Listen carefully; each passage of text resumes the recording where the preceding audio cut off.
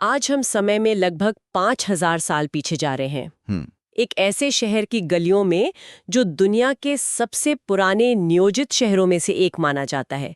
हम बात कर रहे हैं मोहनजोदड़ो की। नाम का मतलब भले ही मुर्दों का टीला हो। हाँ, लेकिन ये जगह जिंदगी और एक कमाल की सभ्यता से गुलजार थी। बिल्कुल।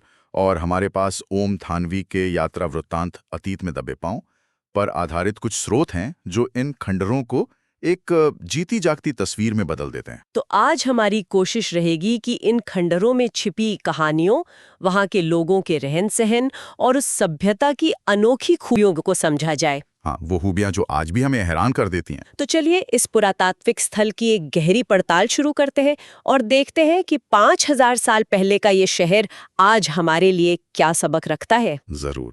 कहते हैं इसकी खोज भी एक तरह का इत्तेफाक ही थी। 1922 में राखालदास बनर्जी नाम के एक पुरातत्वविद, हाँ, वो वहाँ एक बौद्ध स्तूप की खोज करने गए थे। हाँ, और ये स्तूप भी शहर के उजड़ने के बहुत बाद में लगभग 2000 साल पहले बना था। बिल्कुल। और जब वो उस स्तूप के लिए खुदाई कर रहे थे तो उन्हें अचानक एहसास हुआ कि स्तूप के नीचे कुछ बहुत पुराना दबा है। अच्छा। उन्हें ईसा पूर्व की मोहरें मिली, ईंटें मिली, और बस यहीं से एक ऐसी खोज की शुरुआत हुई जिसने भारतीय इतिहास को हजारों साल और पीछे धकेल दिया। और फिर जब आर्कियोलॉजिकल सर्वे ऑफ इंडिया के डायरेक्टर जनरल जॉन मार्शल की देखरेख में खुदाई शुरू हुई, उसने तो इतिहास ही बदल दिया होगा। बिल्कुल। अचानक भारत की सभ्यता मिस्र और मेसोपोटामिया की बराबरी पर आ खड़ी हुई। इसने भारत के दुनिया की सबसे प्राचीन सभ्यताओं में से एक होने के दावे को एक मजबूत वैज्ञानिक आधार दिया। सही कहा। और स्रोत में लेखक ओम थानवी अपने अनुभव के बारे में जो लिखते हैं वो बड़ा दिलचस्प है। क्या लिखते हैं वो? वो कहते हैं कि उस सबसे ऊंचे स्तूप वाले टीले पर खड़े होकर लगता है मानो आप दुनिया की छत पर खड़े हों। दुनिया की छत पर? हाँ, जहां से आप इतिहास को नहीं बल्कि उसके पार झांक रहे हैं। उन्होंने वहां की धूप का भी जिक्र किया है कि वो राजस्थान जैसी पारदर्शी नहीं बल्कि आंखों को चौंधिया देने वाली है। हाँ, ऐसी धूप जो तस्वीरों का रंग उड़ा दे। ये सुनकर उस जगह की वीरानगी और विशालता का एहसास हो रहा है। यही उस जगह की खासियत है। ओम थानवी लिखते हैं कि जब वे एक घर के रसोई घर में खड़े थे तो उन्हें अचानक लगा कि शायद यहीं कोई महिला आज से 5000 साल पहले रोटी बना रही होगी। वाह, मतलब इतिहास अचानक उन खंडहरों में जिंदा हो उठता है। बिल्कुल। तो चलिए उस शहर में और गहराई से उतरते हैं। मोहनजोदड़ो की सबसे बड़ी खूबी उसका नगर नियोजन यानी सिटी प्लानिंग बताई जाती है। हाँ। ये शहर छोटे मोटे टीलों पर बसा था जो कुदरती नहीं थे। हाँ, उन्हें कच्ची और पक्की ईंटों से जमीन की सतह से ऊपर उठाया गया था। ऐसा क्यों? इसका एक बहुत सीधा और जरूरी कारण था, सिंधु नदी की बाढ़। ये टीले एक तरह से बाढ़ से सुरक्षा का एक बेहद सोचा समझा इंतजाम थे। अच्छा, मतलब वो लोग सिर्फ घर नहीं बना रहे थे बल्कि प्रकृति के साथ तालमेल बिठाकर एक सुरक्षित माहौल बना रहे थे। बिल्कुल सही। और जिस तरह से शहर को बसाया गया था वो तो आज भी हैरान करता है। आज के आर्किटेक्ट इसे ग्रिड प्लान कहते हैं, है ना? हाँ, ग्रिड प्लान, जहां सारी सड़कें या तो सीधी हैं या आड़ी, एक दूसरे को समकोण पर काटती हैं। बिल्कुल। ये हमें आज के चंडीगढ़ या ब्राजीलिया जैसे चंडीगढ़ की याद दिलाता है। हाँ, चंडीगढ़ जैसे आधुनिक शहरों की याद दिलाता है। पर यहाँ एक बहुत बड़ा फर्क है। क्या फर्क है? आधुनिक ग्रिड प्लान वाले शहर अक्सर बहुत नीरस और एक जैसे लगते हैं, लेकिन मोहनजोदाड़ो के खंडरों को देखकर ऐसा नहीं लगता। वहां एक व्यवस्था है, पर उसमें एक रूपता की बोरियत नहीं है। शायद इसलिए क्योंकि इमारतें भले एक लाइन में हों पर उनके आकार अलग अलग हैं। शहर के दो मुख्य हिस्से बताए जाते हैं। एक ऊंचा टीला जिसे पुरातत्वविद गढ़ या सिटाडेल कहते हैं, और बाकी का नीचा नगर जहां आम लोग रहते थे। तो क्या ये एक तरह का सामाजिक विभाजन था? ऐसे ही लगता है। गढ़ में बड़ी और महत्वपूर्ण इमारतें हैं जैसे महाकुंड, अन्न भंडार, सभा भवन। तो जाहिर है कि ये सत्ता का केंद्र रहा होगा। हाँ, चाहे वो राजसत्ता हो या धर्म सत्ता। और गढ़ के ठीक सामने उच्च वर्ग की बस्ती थी। अच्छा। जहां बड़े घर, चौड़ी सड़कें और ज्यादा कुएं मिले हैं, जबकि मजदूरों के घर कुछ दूरी पर थे। लेकिन ये दुख की बात है कि निम्न वर्ग के घरों के अवशेष नहीं मिले हैं। हाँ, शायद इसलिए क्योंकि वे कच्ची ईंटों या लकड़ी जैसी सामग्री से बने थे और 5000 साल के थपेड़े सह नहीं सके। जो बच गया है वो ज्यादातर पक्की ईंटों का निर्माण है, जो शायद समाज के संपन्न तबके से जुड़ा था। तो गढ़ में जो बड़ी बड़ी इमारतें थीं उनमें सबसे खास क्या है?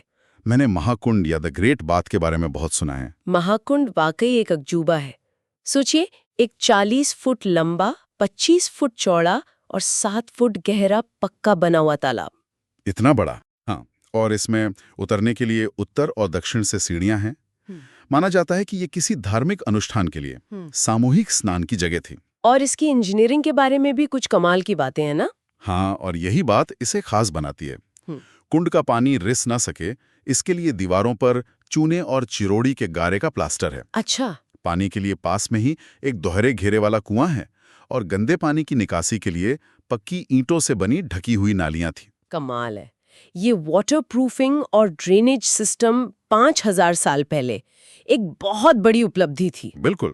मुझे इसकी वास्तुकला की एक और बात बड़ी दिलचस्प लगी। इसके 3 तरफ साधुओं के कमरे हैं और उत्तर में 8 स्नानागार।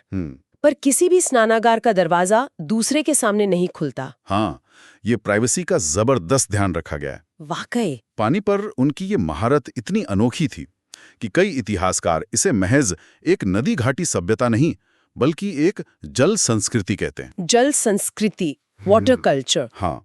उनका पूरा जीवन, उनका समाज, उनकी इंजीनियरिंग, सब कुछ पानी के इर्द गिर्द बुना गया था। नदी, कुएं, कुंड, स्नानागार और बेजोड़ पानी निकासी व्यवस्था। तो गढ़ में तो प्रशासन और अनुष्ठान की बड़ी बड़ी इमारतें थे, लेकिन असली शहर तो वहां था जहां आम लोग रहते थे। नीचे नगर में। हाँ, नीचे नगर में। उनकी दुनिया कैसी थी? क्या उनके घर भी इतने ही सुनियोजित थे? हाँ, काफी हद तक। निचले शहर की मुख्य सड़क लगभग 33 फुट चौड़ी है। 33 फुट? हाँ, इतनी के 2 बैलगाड़ियां एक साथ आराम से निकल जाएं। ये एक तरह का उस जमाने का हाईवे था। लेकिन मुझे एक बात बहुत अजीब लगी कि किसी भी घर का दरवाजा इस मुख्य सड़क पर नहीं खुलता। हाँ, ये बहुत दिलचस्प है। सारे दरवाजे अंदर की गलियों में हैं। ऐसा क्यों होगा? क्या ये सुरक्षा के लिए था? ये एक बहुत बेहतरीन सवाल है। शायद ये धूल और शोर से बचने का एक तरीका था, या शायद सुरक्षा का भी एक पहलू था कि मुख्य सड़क से सीधे घर में कोई ना घुस सके। जो भी हो, ये एक बहुत सोची समझी डिजाइन चॉइस लगती है। और मजे की बात यह है कि यही शैली 50 साल पहले चंडीगढ़ में आर्किटेक्ट ले कॉर्बुजिए ने भी इस्तेमाल की। बिल्कुल, वहां भी कोई घर मुख्य सड़क पर नहीं खुलता। कह सकते हैं कि कलाओं की तरह वास्तुकला में भी प्रेरणाएं ऐसे ही सफर करती हैं। और घरों के अंदर का क्या खास था उनमें? घर छोटे बड़े दोनों तरह के हैं, लेकिन ज्यादातर एक ही आकार की पक्की ईंटों से बने हैं, जिनका अनुपात 1:2.4 का है। मतलब ईंटें भी स्टैंडर्डाइज थी? हाँ, ये मानकीकरण कमाल का है। लेकिन सबसे चौंकाने वाली बात यह है कि लगभग हर घर में अपना एक स्नानागार है। हर घर में? ये तो अविश्वसनीय है। हाँ। आज भी हमारे कई शहरों में ये सुविधा सबके लिए नहीं है, और वे लोग 5000 साल पहले स्वास्थ्य और सफाई पर इतना ध्यान दे रहे थे। सिर्फ इतना ही नहीं, हर घर से पानी की निकासी के लिए ढकी हुई नालियां हैं जो बाहर गली की मुख्य नाली से जुड़ती हैं। वाह! स्वास्थ्य के प्रति ऐसी जागरूकता वाकई हैरान करती है। इस सभ्यता को कुएं खोदकर भूजल तक पहुंचने वाली दुनिया की पहली ज्ञात संस्कृति भी माना जाता है। अच्छा। अकेले मोहिंजोदड़ो में ही लगभग 700 कुएं थे। 700 कुएं, मतलब पानी का इंतजाम और उसकी निकासी दोनों में ये लोग माहिर थे। बिल्कुल। अब थोड़ा उनकी अर्थव्यवस्था और कला की बात करते हैं। जाहिर है ये खेतीबाड़ी वाली सभ्यता थी। हाँ, ये मूलतः एक खेतीहर और पशुपालक सभ्यता थी। खुदाई में कपास, गेहूं, जौ, सरसों और चने की उपज के पक्के सबूत मिले हैं। कपास भी? हाँ, बल्कि दुनिया में सूत के जो 2 सबसे पुराने नमूने मिले हैं, उनमें से एक यहीं का है। अच्छा। इससे पता चलता है कि यहाँ सिर्फ कपास की खेती ही नहीं होती थी, बल्कि सूत की कताई, बुनाई और रंगाई का काम भी बड़े पैमाने पर होता था। खुदाई में रंगाई का एक छोटा कारखाना भी मिला है। इसका मतलब है कि वो कपड़ों का व्यापार भी करते होंगे। पूरी संभावना है। मेसोपोटामिया के शिलालेखों में मेलुहा नाम की जगह का जिक्र मिलता है, जहां से कपास, कीमती पत्थर और दूसरी चीजें आती थीं। और मेलुहा सिंधु घाटी सभ्यता ही थी? ज्यादातर विद्वान यही मानते हैं। और उनकी कला? मैंने नर्तकी और याजक नरेश की मूर्तियों के बारे में सुना है, वे बहुत प्रसिद्ध हैं। हाँ। वो इतनी खास क्यों हैं? उनका आकार तो बहुत छोटा है। आपका सवाल ही जवाब की ओर ले जाता है। उनका खास होना उनके छोटे आकार के बावजूद है। वो जो डांसिंग गर्ल की कांस्य मूर्ति है, वो मुश्किल से 4 इंच की होगी, लेकिन उसका खास होना उसके आकार में नहीं, उसकी भंगिमा में है। उसकी भंगिमा में?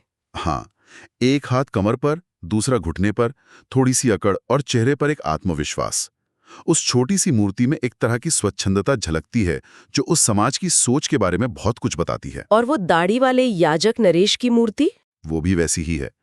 एक शांत, ध्यानमग्न चेहरा, आंखों में आधी नींद का भाव और उनके शरीर पर एक तिप्तिया छाप वाला दुशाला। इन दोनों मूर्तियों समेत जो भी कलाकृतियां मिली हैं, मोहरें, मिट्टी के बर्तन, खिलौने, उनमें एक बात कॉमन है। वो क्या है? उनमें भव्यता का दिखावा या आडंबर नहीं है। आडंबर नहीं है। हाँ, मिस्र की तरह यहाँ भीमकाय पिरामिड या राजाओं के सोने से लदे भव्य महल और मंदिर नहीं मिले। अच्छा।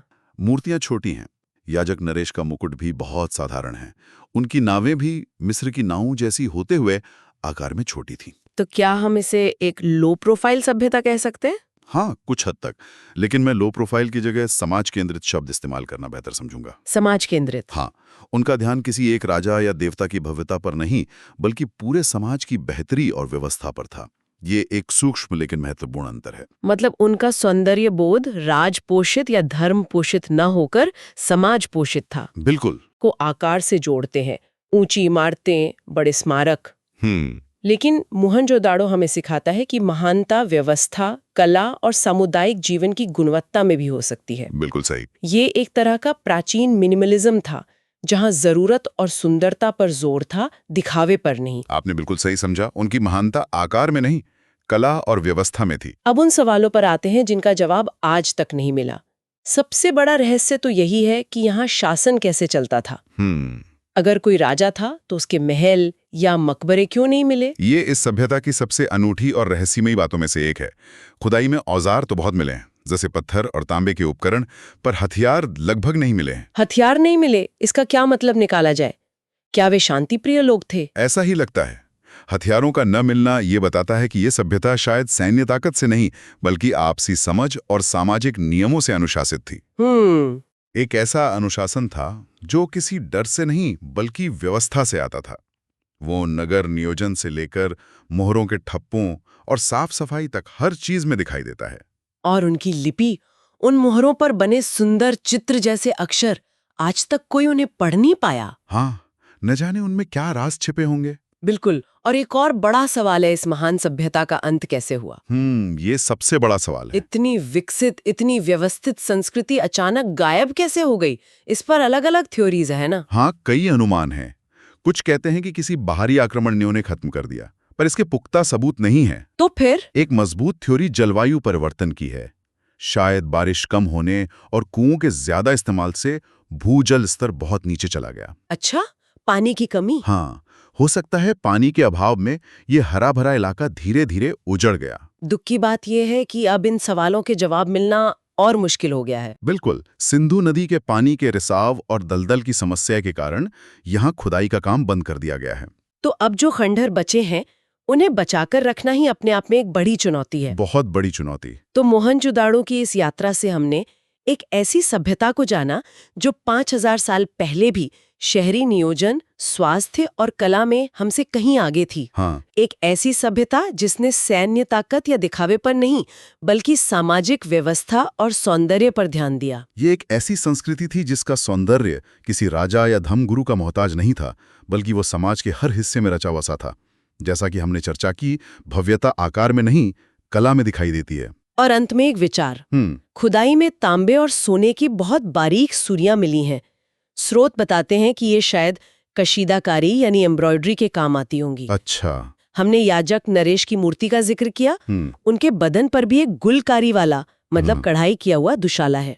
तो ये सोचते हुए कि उस समय भव्य महल या मंदिर नहीं थे, क्या ऐसा हो सकता है कि उनके असली स्मारक, उनकी असली भव्यता उनके कपड़ों या दूसरी कलाकृतियों जैसी चीजों में रही हो? मतलब वो चीजें जो समय के साथ नष्ट हो गईं। हाँ, वो चीजें जो नाजुक होने के कारण समय के साथ नष्ट हो गईं। और हम आज जो ईंटों के खंडहर देखते हैं, वो उनकी महानता की बस एक अधूरी कहानी है।